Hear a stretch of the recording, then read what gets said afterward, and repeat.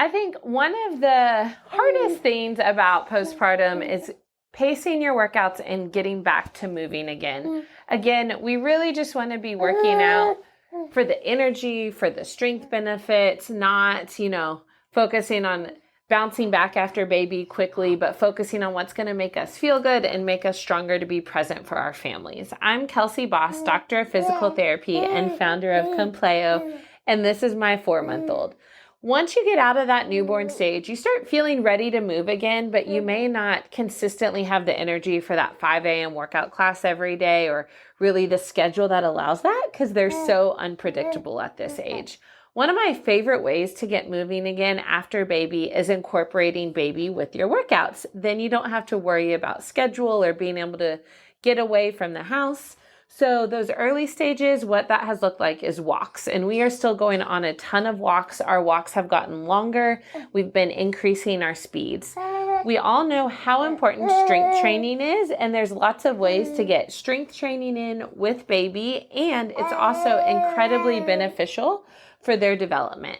To be able to do pretty much every exercise I'm about to show you, your baby needs to have good head control. So what that means is with movements from side to side or up and down, they're able to keep their head in line with their body. So if their head starts falling all the way back or all the way forward, you should take a break and let them lay down or modify. So you can start with just a basic warm-up, engaging your core, doing some gentle marches for a couple minutes. The closer you're holding baby, the easier it is going to be, and you can start working towards holding baby further and further out as you warm up. So after you've done about a 2-minute warm-up, engaging that core, we're going to get into our strength workout. So we're going to start with a basic squat. We're going to go feet hip width apart and squat down. Engage your glutes as you come up, and then push baby up and give baby a kiss. Squat down and up. Again, if you're just starting to work out, you can hold baby close for less resistance and start to move them further and further away for more resistance. And add that arm press. You're going to go, you should feel a good challenge. So about 8 reps, 2 to 3 sets for each. You can also use your baby as your weight for bicep curls. You ready? So we're going to hold them in a straight line. And we're going to come up for a kiss and slowly lower down. Good job. And I think he's starting to get hungry. So we'll see how many of these we make it through. We want to alternate arm and leg movements. So we can also do lateral lunges, holding the baby. You can go sideways, make sure to hinge at the hips and push through your heel as you're coming back to middle. So you're going to go out and in. Again, for a progression, you can hold baby a little bit out or further out. Good work, buddy. Now we're going to go forward lunges with a twist.